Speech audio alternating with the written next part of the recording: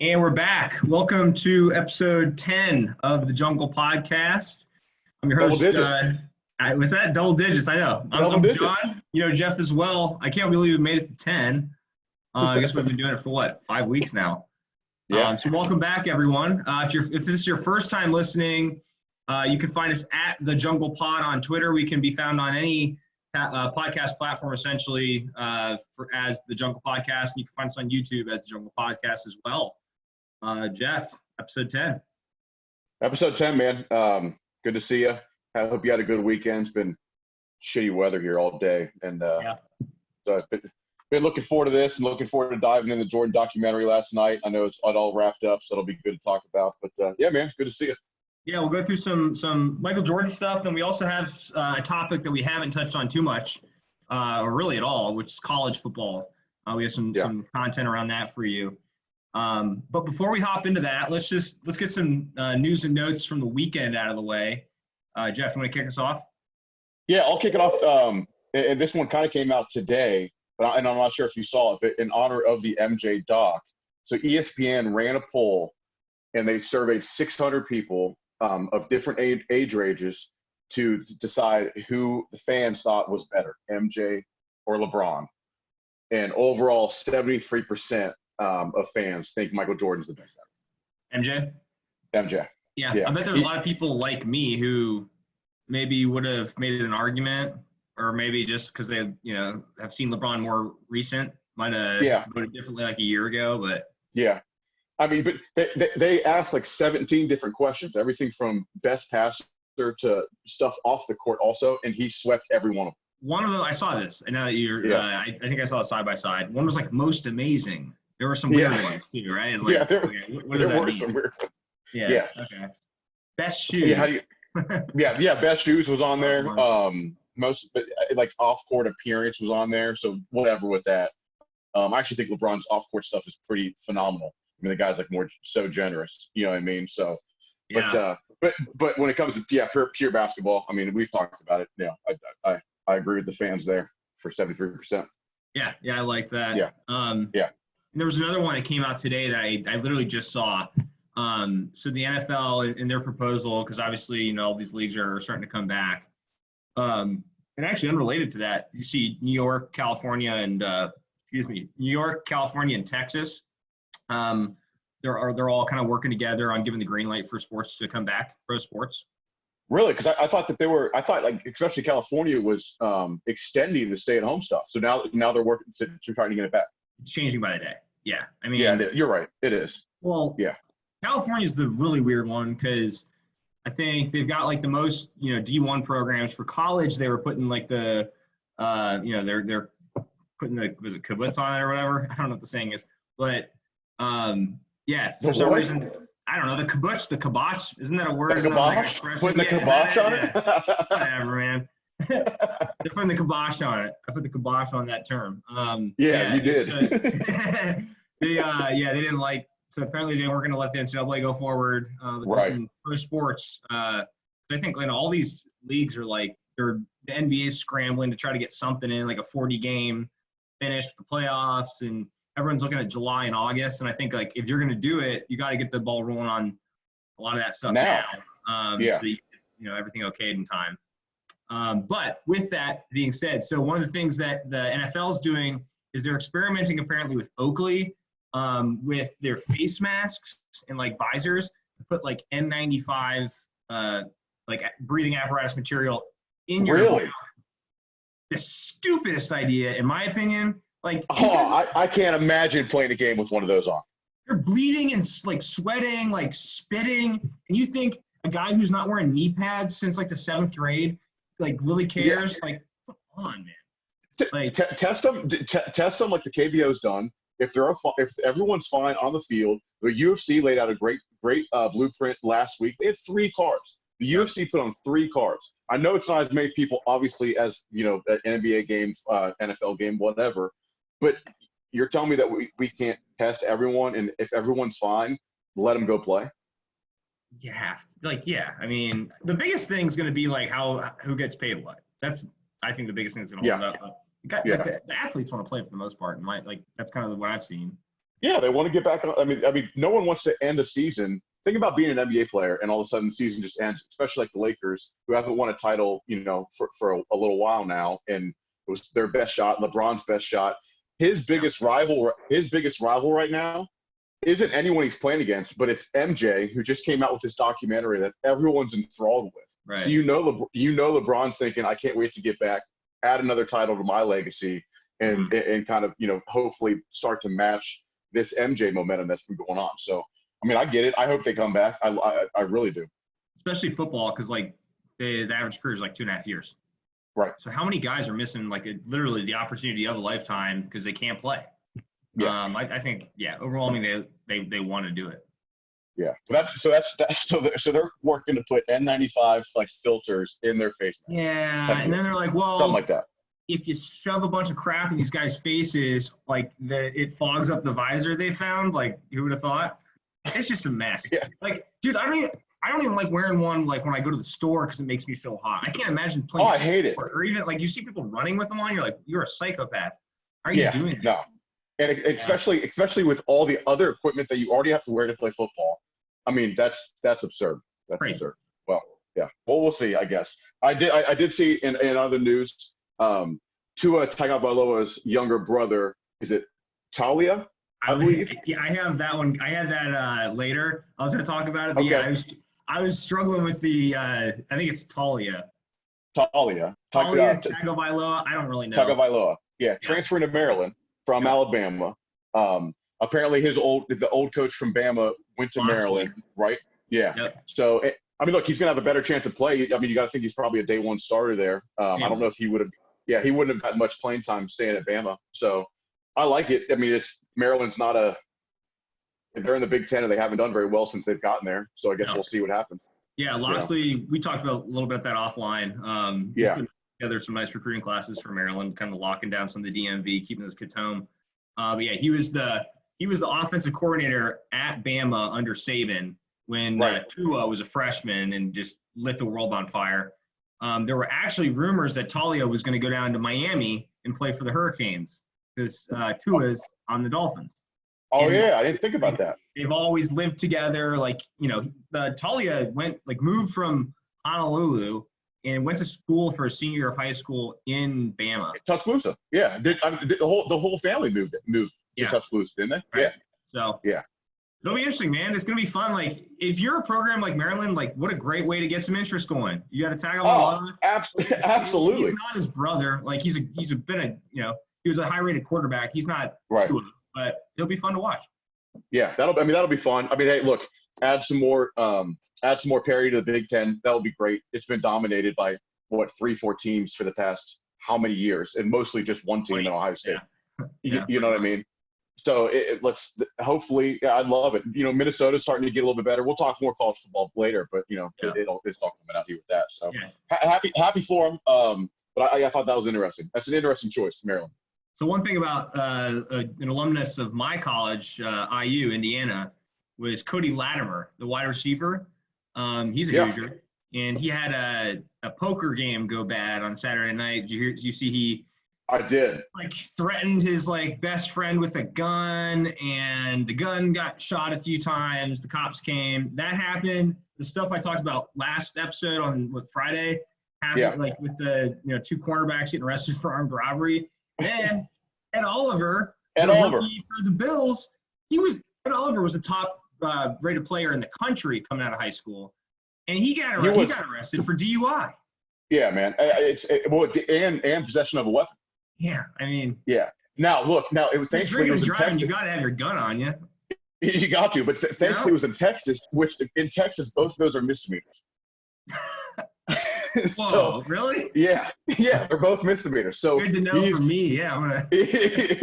So he's gonna be fine. But where's he at? He plays for Buffalo now, right? Bills. He's up in the Bills. Yeah, he's probably home in Houston. That's where he got. Prime for a big time season up in Buffalo too, man. They got that kid out of Iowa. I mean, that's it's interesting. I mean, you're right. It's weird that all these are happening at the same time. I honestly think quarantine's starting to kind of make people go a little loopy. Yeah, they're bored. They're used to getting ready. Exactly. They're athletes. They're used to getting this aggression out and now they're just bottled up, they're drunk, and they have a gun. And what's going to happen? Yeah. They're going to make a bad decision, probably. Seriously. A little bit different. Yeah, a little bit different than Saturday night for most people. But hey, look, wait, I don't know. I'm just saying, like, I don't think it's a coincidence that all these things are starting to happen at once. I think people are starting to crack a little bit because I agree. I mean, I know I'm getting fed up with it, so I'm sure I'm not the only one. Yeah, I'm bored outside of my mind. I mean, I'm sitting here watching, you're watching ESPN and they're showing Indy 500 racing based off of a video game. Yeah. Good on them for trying to keep us entertained, right? But you're right. Well, the EPL's back, so there's soccer at least. Yeah. NASCAR's running, and we got UFC. So things are slowly clicking for us. Yeah. Faster than my brain's working on getting that word out. Anything else? What other news and notes did you have come up? That's all I had for the weekend. Yeah. I had one. Big Ben Roethlisberger finally shaved his beard. That. Yeah. He said he was waiting until he could throw football with his teammates. I mean, look, I shaved my beard this past weekend, but it didn't get out of hand like his did. So I'm happy about that. It was some weight, Ben. Like you're the face of a franchise. You literally look like, I don't know, like homeless man or something. Like he looks like he's been up in the caves all during quarantine. Yeah. All during quarantine. I think he's poised for a big season, but when that picture of him came out, I was like, whoa, dude, Big Ben, what have you been doing? If that guy wasn't good at football, like, can you imagine what his life would be? I mean, it would be like, have you ever seen the clip with Blake Bortles with the reporter, and she says, what would you be doing if you weren't playing football? And he was like, I don't know, probably working construction, crushing cigs. Have you ever seen that? I haven't, but probably gave too honest of an answer. Yeah, it's amazing. That's Big Ben. Yeah. That is. Well, good. Well, yeah. So that's my news and notes. Wrong with working construction and crushing cigs.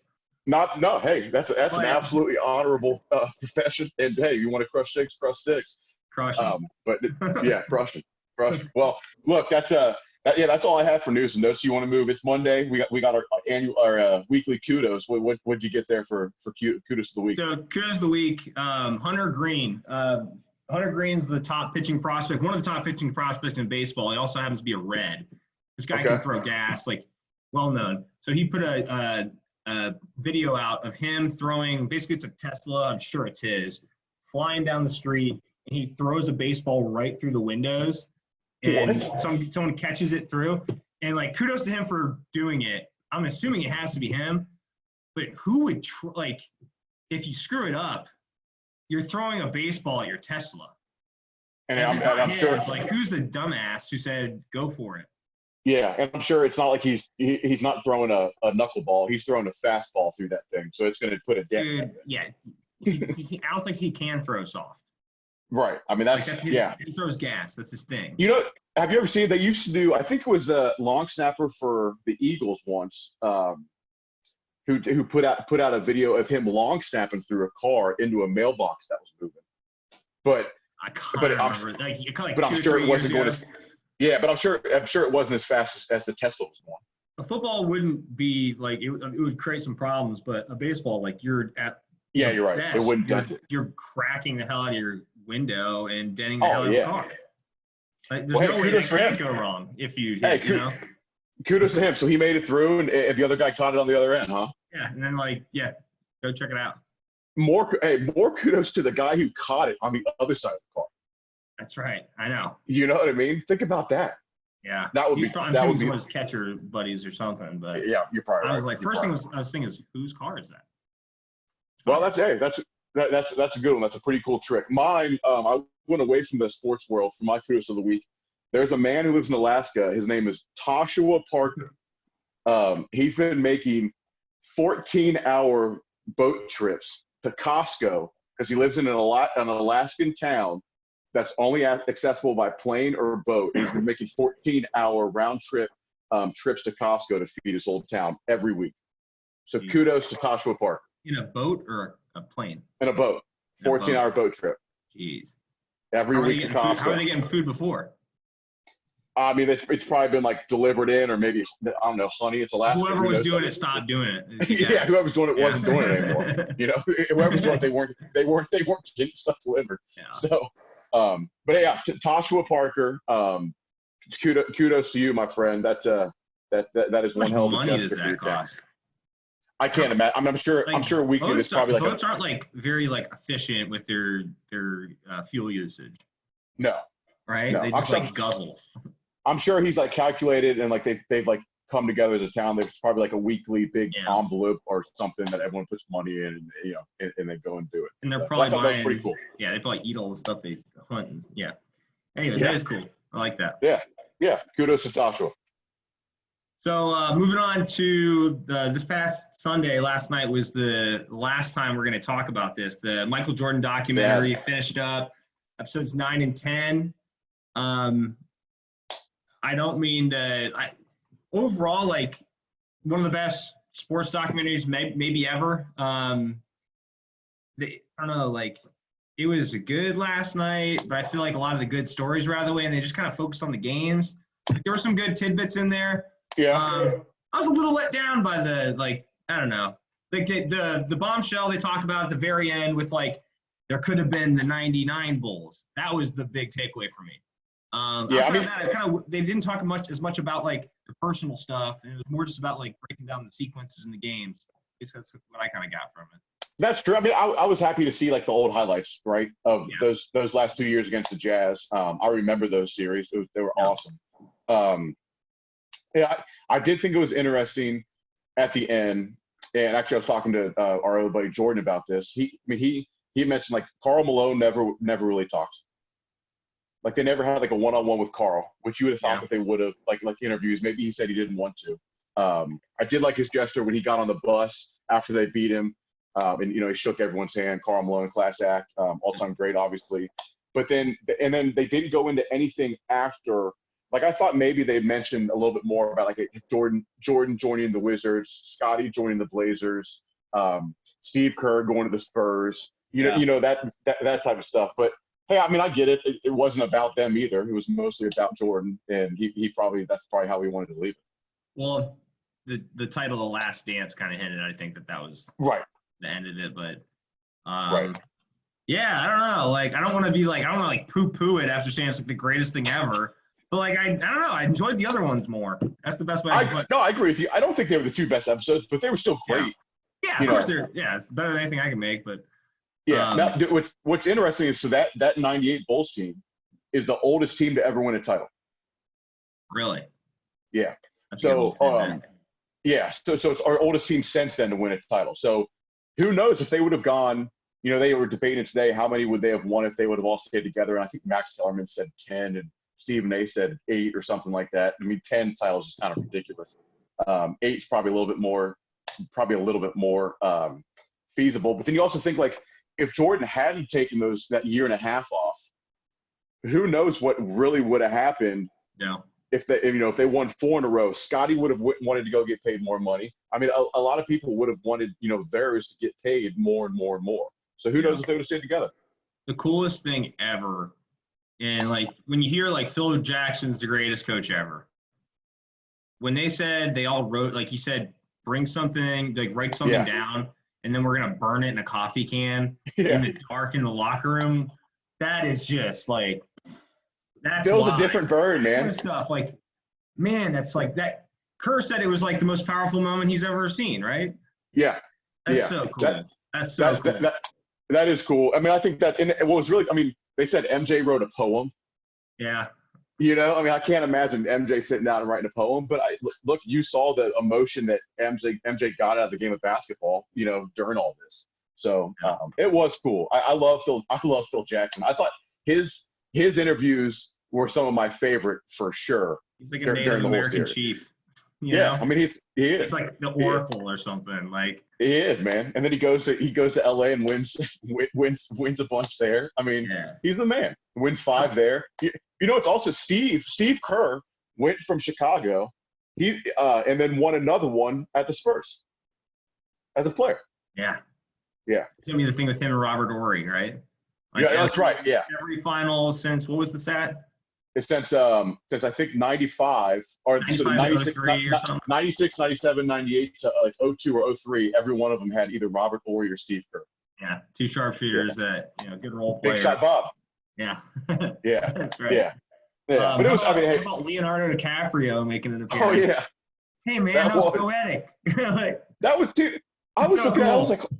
I was like, man, that is a young Leo, and I I don't forgot it. remember him being that famous back then. That was Titanic. Yeah, you're right. Titanic I mean, came out in '97, so he biggest was the name, biggest young guy biggest out movie there. ever. And this Yeah, was you're right. '98. Yeah, so You're he right. was.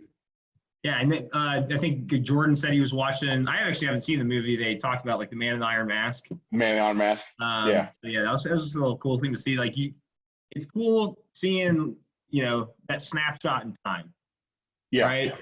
Yeah. And I don't know, you just kind of forget, man. But all good stuff there. Any other pieces you had on MJ? No, I mean, I thought it was really awesome. I loved the practice footage also, like almost more than some of the game footage. Yeah. Yeah, and then I did see that on this Wednesday, ESPN is replaying Game 6 with behind the scene footage that they didn't show in They're pulling out like any form of entertainment they have right now. Yeah, I mean, dude, on Saturday they had the cornhole championships, the bags championship on all day. Sponsored by Jacksonville hot dogs. I saw that. Yeah. They were all wearing masks and everything. Yeah. I was like, oh, come on, man. But no, I mean, look, it was one of the best sports documentaries, if not the best, I think I've seen. There's some 30 for 30s that are out there that were pretty awesome. Also, I mean, the OJ one, the U ones, and there's more coming up with Lance Armstrong, Bruce Lee, and then with what's his name, Mark McGuire and Sammy Sosa. You said Kobe's got one, right? And then Kobe's got a 10-part series coming out. So it's whatever. Yeah, to get 10, they should give him an 8 for that. Yeah, I mean, I was actually thinking about it. I was like, only Michael Jordan gets a 10-part series. I know it's the whole. Yeah, you're not kidding. It's him. I mean, even OJ's was only 5. We think about this. We call it the Michael Jordan documentary, and it's literally about the Bulls. Yes, I guess it was all about him, but it is the Michael Jordan documentary. Because it's pretty fun. Yeah. Other cool thing that I just thought of, the Kerr, his dad like being assassinated. I didn't know that. Where I can't remember. In Beirut. In Beirut, in Lebanon. Yeah, that's right. Yep. That's kind of wild. I didn't know that. I did not know that. President I'll tell of you the this. American University in Beirut. Yeah, I'll tell you this. Like Steve Kerr, I've always actually been a Steve Kerr fan, but he gained even more of my respect watching this documentary. Yeah, looking at him when he was like young, he was a skinny little guy with a big head, wasn't he? It's funny, man. It's funny, man. But I loved when he was hitting some big shots. MJ started to trust him more. I remember trash at the speech, right? In front of Chicago fans. Yeah, that was awesome. How he had to bail out Michael one more time. Yeah, man, it was awesome. It's sad to see it done, but I guess you're right. I don't think it was the best 2 episodes. Thank God we didn't have to wait till June for that. They did a great job of releasing that right off the bat. Yeah, you're not kidding. It made this thing go a little bit faster. Kudos to ESPN, Disney, and Netflix for that. I'll tell you what.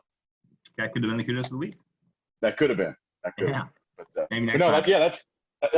That's about it. You want to move into some college football? Yeah. So we had alluded to that a little bit at the beginning. Obviously, all of these things are getting started. I feel like professional sports are going to be a lot easier to get clarity on than the college sports. Just because there's so many, like the NCAA has their thing, and like the colleges have students. Everyone's going to pretend that it's not a professional sport, even though they essentially are. Yes. And actually, kind of in regard to that, talking about I guess the season's one thing. So I'll start with that. So we talked about how California has been kind of resistant, to say the least, as far as getting things moving on this. And USC and Alabama, that was it probably was the highest profile out of conference college football game coming up this season. Was that going to be week 1? I think so. Yeah. Wow. And I think it was going to be in Dallas. Wow. At the Jerry World. And there's a couple caveats to that. So each school is going to get $6.5 million just to show up. Play in Jerry World, you get $6.5 million. If they got over 80,000 in attendance, Jerry was going to make $16 million. So if you're taking away, and that's before parking and concessions and all these different things. That's just tickets. They make a lot of money at these events, right? So yeah. None of it goes to the player. That's a whole other discussion. But with the fan, like the lack of fans being there, and California not even like okaying things as far as like allowing their students to practice or anything, Right. it's looking like things like that won't happen.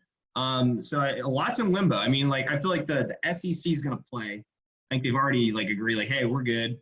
The ACC, that's a lot of Southeast. They're probably going to play. The Big 12, pretty Southern. They're probably going to play. I think the Pac-12 and the Big 10 are the two big ones. Yes. And because they hold a little bit more weight, nationally than the Pac-12 does, at least right now. Because how this thing kind of unfolds over the next couple of months. It's going to be super interesting if they go the way of, hey, look, only playing within our conference. I really hope that doesn't happen but then you also have to think about, okay, so if the ACC does it, what happens with Notre Dame? Do you allow them then to play the ACC conference? Because they play it every year, then they have their out of conference battles, right? No, not in football. Yeah, Notre they do. Dame's they're completely independent in football. I know they are, but they play the ACC. They play the ACC, and then they have their and they have their Stanford game and their sometimes Michigan game, Michigan State, right. So they have those, but then they also have like the ACC. So it'll be interesting what happens with like independents like that, and then also just, I mean, mid majors. I mean, I'm a MAC guy, so I would be heartbroken if you don't keep your mid major football. Seriously, man. Especially the mid major games that play like when the small team goes and plays the big school, right? Yeah. Now, well, that's how a lot of these small programs get their money. Make money, right? Now, usually a lot of times it's a blowout, but sometimes it's not, and you get a really good football game, and you also get to see that mid-major team who all of a sudden is, man, this team could make some noise, like your UCFs, recently, or your Boise State. So it's going to be interesting. Pac-12, you hate to say it because, I'm on the East, so we don't get exposed to much Pac-12 games because they're all on at midnight, or 10 p.m. So no one really watches them, which is a shame because it's such good programs out there. They're the worst run of the Power Five. Yes. Like they don't do a good job. Like there's some good articles on there you can go find. But they just don't promote well. I feel like they really took a step back, about like 5-6 years ago. They just kind of started fading away, and every once in a while Oregon will be good, but just generally the top line level of competition that USC was that was the Bama before Bama, Yep. They've really kind of taken a step back, and I just feel like they don't value the sport as much as the other conferences do right now. None of the big coaches go there. Like a lot of the SoCal kids that are good, they'll go to the Big Ten or they'll go to the Clemson or Bama. Like that's where they used to get the guys like the Tagovailoas 20 years ago. USC. They're going to USC. They're from Hawaii. You know how far it is to go even from California to Alabama. To Tuscaloosa? That's what I'm saying. Tuscaloosa, Alabama. Culture shock. Like, I don't care. Yeah, man. Pac-12's got some issues. They do. It's the only thing, and this is a little bit of a different topic, but obviously I want college football to play. College football, the fan engagement is way different than the NFL fan engagement. So watching games that aren't going to have fans in it, it's going to be really different. It'll be interesting to see how they combat that. I mean, we were talking about it, I think, a little bit on the last one with, or maybe offline with some of the soccer teams that have put fake fans up in the stands. I like it. And, I guess why not? And I guess filter in some fan noise, I guess, if you want. You know what I mean? Hey, look, I'll take anything at this point in time. You know what I'm saying? So I hope they obviously play. It'll be interesting to see how it plays out. Yeah. Another piece that I had sent you was it's looking more and more like the players are going to be able to earn money for their likeness. And one of the big ways that, especially nowadays with social media, that players do that, or the avenue that they'll have access to these funds is through endorsements on their social media. So the one I had sent you was an Ohio State example, just because it was an Ohio State article. Justin Fields, right? Justin Fields, just based off. So like when you have X amount of followers on Instagram, there's kind of a going rate. Like, hey, you post one ad, this is how much you net. So just rough projections based off some of that. He was estimated to make over $400,000 this year, which is awesome. Like it's and very well deserved. He deserves more of it. that's the future. That's where we're going with this. Oh, yeah. Like Ohio State now, you can call it recruiting or whatever. They have like a department that says like we have the highest audience engagement of any school in the country. So you want big followers, you come to Ohio State and you make more money. Wink, wink. That's smart. Yeah, that's so smart. It's gonna the direction that this is taking the sport. It's all gonna be about how big can you get before you make it. You know, to the pros. That's worst true. Case scenario, think about like Maurice Claret in 2002, or what's not an Ohio State example. What about Marshawn Lattimore, the running back from South Carolina? Yeah. You know, I'm trying to think. Just think who is just think any college football player who didn't really do much beyond that. That's what I'm saying. Jason White from Oklahoma, the quarterback, Heisman winner, Heisman Trophy winner, drafted. Guys like that, like the college superstar, the college legend is going to be making money, even though they're kind of like Tim Tebow. Tim Tebow's probably a full career, but he would have made even more. It's funny that Ohio State came out with that because of all the trouble they got into, years back with their players selling their pants and all that type of stuff. But hey, look, it's so stupid that if a football player in college or for a basketball player, whatever, signs something that they can't make money off of that, it's literally your name. It's so dumb. Any other student could make money on. Would make money. If there's an Instagram model and she's famous for being a model, but she's a student at Ohio University, she could still make money. If she played softball, she can't make money anymore. It's like she couldn't. It's another good example. So there was I think it was a field goal kicker or like a punter. He used to do like trick field goal shots and or trick punts and kicks and made money off of his YouTube channel. And then they had made him shut it down. Otherwise, they were going to take his, I think it was like New Mexico State. They were going to take his scholarship away from him. And I saw people making the argument. I was like, wait a minute. If there's a guy who's like really good at math and he's a student at the school and he has a YouTube channel based on solving like complex equations, he has a ton of followers and making money, he's allowed to do that. What's the difference? It's the dumbest shit ever. Dumbest shit ever. It really is. Plain and simple. So look, I'm happy to see that. I hope they get paid. I hope they get paid what they're worth, which is a ton of money. That's good to see. So I guess one of the things we had talked about, this is our first like college football tidbit or segment. We figured to kick things off, we would start with just over the past 10 years, give you our ranking of the best college football teams of the past 10 years. I'm kind of curious, Jeff, for you, because I know you said you might have a curveball. Like, this doesn't have to be like you had to win that year.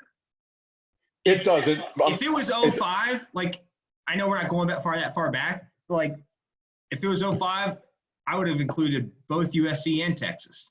Even though USC lost, I'd still put USC in that because I think that was just a weird scenario. 2001. Two power teams. Yeah, I mean, 2001, you probably put Miami and OSU. Yeah. So it's really interesting. It was kind of tough because, well, for me, right when we talked about it, 1 and 2 for me, right off were immediate off my head. Let's start. You want to start with the bottom or start with the top? Let's start from the bottom and go to 1. Let's go 10 to 1. Now, so I told you I was going to throw a little bit of a wrench in this, so I'm kind of breaking the rules, but I have to do it, okay, for 10. I know. I think I know what it is. And I guess it could be an honorable mention.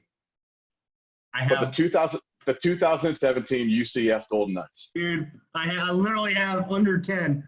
Honorable mention. Honorable mention. Because, look, they beat Auburn in that bowl game. They're 10.5-point underdogs. No one thought they were going to win that game. Auburn beat Georgia and Bama that year. Mm-hmm. I know they ended up losing to Georgia in the SEC championship game, but they still beat them at one point in time in that season. Yeah. Really good football team, undefeated, blew out a bunch of teams. So go Golden Knights for 2017. I had to put them in there. And if you guys don't know what happened in 2017, basically they just didn't make the final, or the playoffs. Yep. They were left out. It was the classic argument for a playoff, or in this case, expanding a playoff from 4 to 8. For an 18 playoff. Yeah, which I am all for. I think 8 that's the perfect amount. 100%. I agree, because you get the five Power 5 winners, and then three kind of wild cards. So that's my plug for them. But I'll go to my 10. My 10 is the 2012 Alabama national championship team. 2012. 2012. So they beat Notre Dame in the national championship. The only game that they couldn't kind of get over the hurdle, they lost to Johnny Manziel in Texas A&M. So that's the only reason why they're not actually higher for me. Because I remember watching that game when they were playing Notre Dame, and this is another reason why they're not as higher. I don't think Notre Dame deserved to be the number 1 ranked team. Bama came in ranked number 2 because of that loss, and Notre Dame was number 1. I remember before that game, Bama was in the tunnel, Notre Dame was in the tunnel, and Bama's players were running out first and like yelling and making noise and stuff. And it just looked like Notre Dame was thinking like, holy shit, what did we get ourselves into? You know what I mean? And they played like that. And they just dominated the national championship game. They won by like 30 points or 25, whatever. So that's my 10. The reason I was looking a little perplexed there, and I was like furiously doing some research off to the sides, I actually realized I didn't even list them on here. Oh, hey, well, okay. So I mean, but yeah. I kind of found myself putting some Alabama ones lower, and I'm like, is this just because I'm a hater? Like, but no, they all make sense. 2017 Alabama is the one I had. Okay. They just had a lot of close games. Like, I just went through, and a lot of those Bama teams, dude, like they lose a game at some point. And that's not, like, I know the SEC is the hardest division, but it's hard for me when I'm like talking about, all right, what's the best team? And there's a little bit of hypocrisy you'll see later. Like, I just can't put them that high. And like, they played a lot of close games, man. They won in overtime. I don't know. Yeah, they just were like head and shoulders above the rest, like some of the other squads out there. It was when Tua came in and won in overtime on that long pass. Now, so this is interesting. You didn't put down 2012. I didn't put down 2017 in my top 10. Man, we are so smart. Look at us. So look at the analysis going through of this list already, and we're only one pick out. That's kind of impressive that we're this dead. But really, we're pretty much step and step. Who'd you have for number 9? So for number 9, and I think you're going to disagree with me because of your love for a certain player on this, but I have 2013 Florida State with James. I have him coming up. Yeah. Continue. I had him number 9. Look, obviously James, had an amazing season. I loved Jameis in college. I still like Jameis. I think he's a great backup quarterback now for the Saints. Close win in the national championship game. Who they beat? They beat Auburn in the national championship game. Yep. I don't know. When I go back and look at it, and I look at the other teams on this list, I knew I had to put it in my top 10, but I also remember never like actually thinking this is the best team in the country that year. They were doing the Clemson thing because the ACC is so down, and it has been so down ever since Miami just evaporated off the face of the earth, and they've turned into like pathetic excuse for like. Who did they lose to in their bowl game? Who Miami? Yeah, dude. It was like they got like shelled by like some like I don't know like Tulane. Like a mid-major. Yeah. Like, I think all the U players were tweeting like, "What the hell is this?" But I digress. The 2013 team, they were just blowing out everyone, and it's because the ACC sucked. Like Clemson wasn't Clemson yet, Yep. It was like that was like before Taj Boyd even came along in like 2015. Exactly. And so Jameis had an amazing season. They obviously had a great year. They had Kelvin Benjamin on that team also. It's just like, obviously, was Myron who was it? Myron Roll. He might have been on that team also. They were loaded with talent. Obviously, they won the national championship. I got him at 9. I'll skip ahead. I actually have them at 6. Okay. I didn't put them that high, but yeah, it's kind of like they blew everyone out. They won the thing, and then if you remember the next year, they went on a roll again. I think they went like 9-0, but they were winning close games. Yeah, I mean, I had them like 3 spots higher than you, but pretty spot on. For 9, I had the 2011 Alabama Crimson Tide, and this was like the Derrick Henry years. They had A.J. McCarron, but they just didn't have like those other Bama teams like had that explosive receiver. They didn't really have like it was kind of a ho-hum. You put them at 9. I put them at 9. It was a ho-hum team. I just think like no one else was that good. It was before the playoff, so like I also took that into account. If you won during the playoff, we give you a little bit more credit. But yeah, I put them at 9. So that I have them coming up. So we'll talk more about them. But that's interesting. Okay, all right. So we're on 8 now, right? We're on 8. My 8 is the 2015 Bama team. Okay, I actually have it at 7. Okay, so I remember they came in the college football playoffs and they spanked Michigan State. Yep. Who was it? That was I said 2015, right? Yeah, 2015 Bama. 2015 Bama. That's who I have at 7. Yeah, that was the year eventually Derrick Henry won the Heisman Trophy. Was just I was absurd. wrong on that, wasn't I? I was actually maybe confusing the teams. You might have been. You might have been. Trent Richardson on 2011. Either way, I'm not changing it. Hey, that's fine. That's fine. So that was my number 9, my number 8. I remember watching them, and then they only lost to Ole Miss. They ended up beating a really good Clemson team in the national championship game. A really close game, but that's my number 8. That's my number 8. For my number 8, I had 2016 Clemson. That's my 7. So yeah. I think we're on the same way. Like a lot of these don't need a lot of explanation. No, they were national champions. Like, what do you want me to say? Well, look, we're only going 10 years back. We're only going 10 teams. You're gonna have some. They're national champions. They won it all. But exactly. like when you're talking about the generational talent and just stockpiles of talent these other teams will have, they're a little bit more impressive than the ones we named.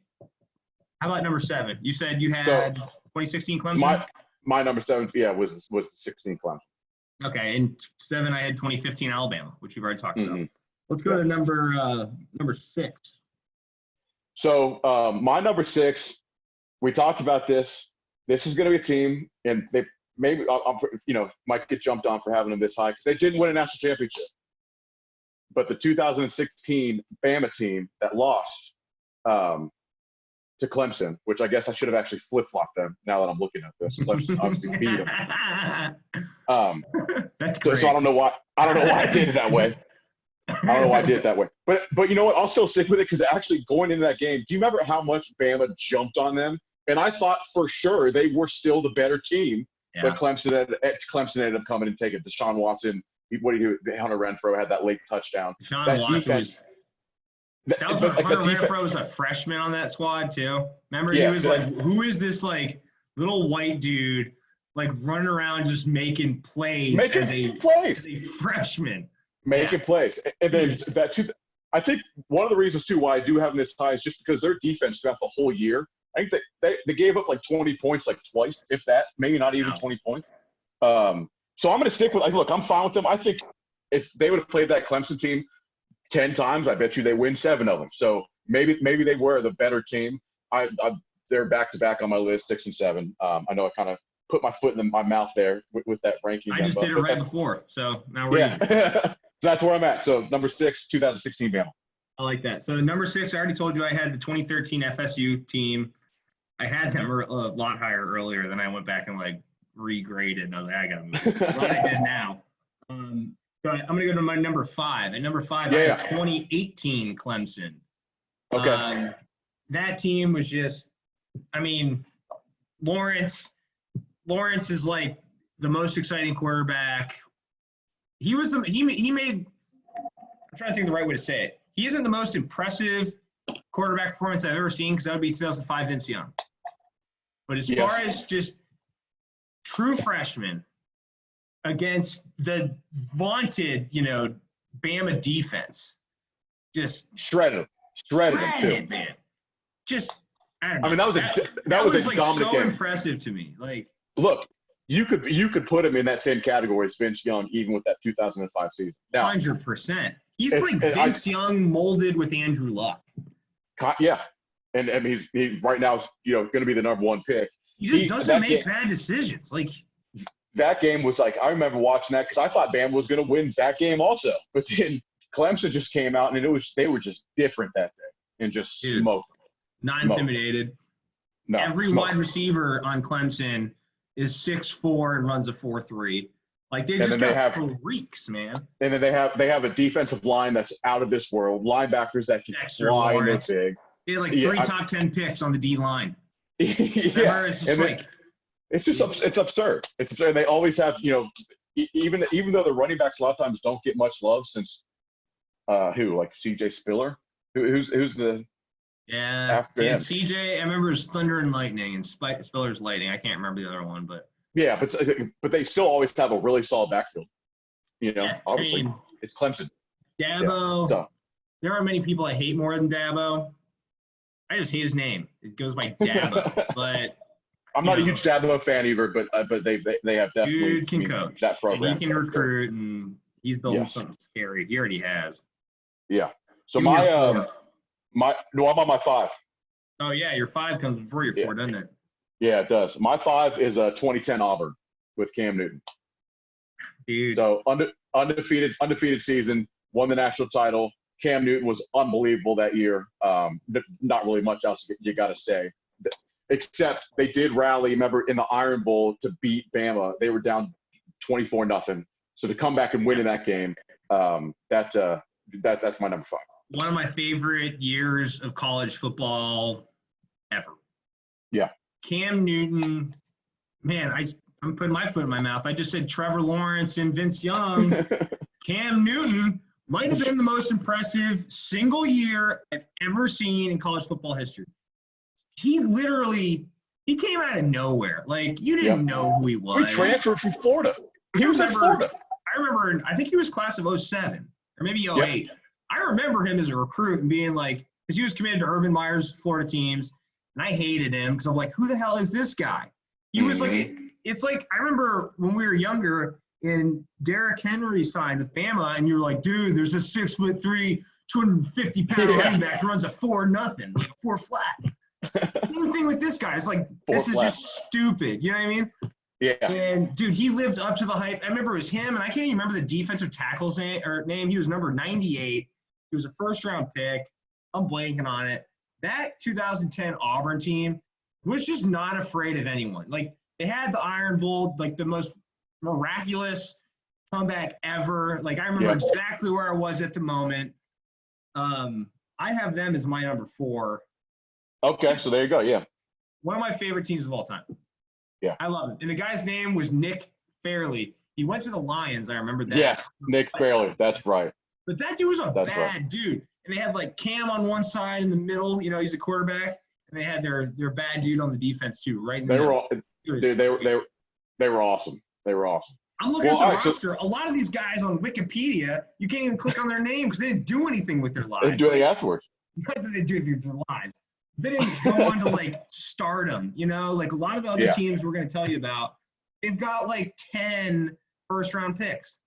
Yeah. They had really 2 players on that team. And, all right. But Cam Newton was that good to run that team to a national title. So. Man. And it was like, that was his only year he played college football. Yes. Essentially played. Yeah. And he's one of the only guys that, like, has had a year where it's like he only plays 1 year and he goes to the NFL and he has really great first success. Overall pick. This would be a great trivia question. How many times has someone played 1 year of college football? Didn't he win the Heisman that year? Did he? Won the Heisman and then was the first overall pick. I don't know. Is it 2? Is it him and Burrow? I don't know. I'm saying that would be a great trivia question because I bet it's like just him. Yeah. Well, and Burrow. It would be Burrow, too. 2 years, though. Oh, yeah, I know. But 2 years. Yeah, he did. You see what I'm saying? Like, I do. No practice. Just goes in and balls. Best in the country. New team, too. New team, everything. Stupid. Wait. Let's He was like community college in Mississippi before that. Yeah. It's like Gulf Coast CC or something. We're coming out of crunch time, so I'm gonna. I'll move. No, you're good. I'll move us along. So number 4 for me was 2011 Bama. Okay. 2011 Bama. They only gave up like 100-something points the entire season. I think only like double digits once or something like that. Won in the national title game in a shutout. That team was just so good. Unbelievable defense. So yeah, that's that's my number 4. Now that I think about it, you're right. They didn't allow a lot of points, but they did have close games. That's why I put them lower. I think they won like 9-6 at LSU. Like one of the, I remember, it was one of those awful games it was to watch. Yeah, it was 9-6. It was 9-6, but what they lost to LSU 9-6. But then avenged that loss and beat them 21-0. Yeah, Yep. That was a good one. So third, I had 2014 Ohio State. If we're talking pure talent, I can make an argument, maybe the best ever. As far as like right now, it's gonna be like the 01 Hurricanes. If you're talking pure talent, just if you look at the names and the amount of first-round picks, like Michael Thomas, Zeke Elliott. Oh, we had a fourth quarterback named Joe Burrow just sitting around. We had like 5 like first-round defensive backs, just like stupid talent. Every lineman essentially who played on that team went in the first round eventually. Like 2 of them were sophomores, first rounders. So the reason why I'm not saying much is because I'm letting you do the talking for the reason why I put them as my number 2. Keep going. So, I'll let you say it. Yeah, so they're my number 2. My number 3 we've already talked about in 2018 Clemson. So just unbelievable team. Trevor Lawrence, obviously we went over that. 2014 Ohio State. Their run for the first ever college football playoff national championship. Those 3 games with a third-string quarterback and that talent that they had, and they just blew out everybody, was some of the most impressive football I've ever seen. When they beat Bama, I was just like, this team is just special. It became a closer game than it was. They were beat. Like, it wasn't really a close game if you watch it. The coolest thing, and the last thing I'll say about them, because I know we are short on time, was when they played Oregon in the national title, and Cardale's nickname was 12 Gauge, and they were saying, we're going to Bill Cutton. Yeah. That's so cool. Yeah. But, hey, look, I put them, like I said before we started this, my number 1 and number 2 were pretty much automatic when I thought about it right away. And right away, I knew number 2 for me was going to be the 14 coach. If you don't agree with us, just literally just do yourself a favor. Just look at the talent on the roster. That didn't even play. Like, look at the roster. So my number 2, I had 2009 Alabama. Okay. All right. You went back that far. I did, because 2020 hasn't really happened. It's not really existing. Yeah, you're right. No, I'm fine with that. I'm fine with that. That 2009 team, as far as like a collection of talent, maybe the number 1 team that I'm assuming we probably both have the same. I know we do. Can match it. But the 2009 team on defense, dude, 2 inside linebackers, Rolando McClain and Dante Hightower. Those guys are both like Pro Bowl caliber inside linebackers, dudes that will like literally break your face mask if you meet them naked.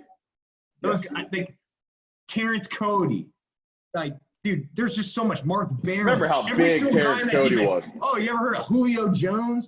Like, there's just so much talent. Mark Ingram, Trent Richardson is your backup.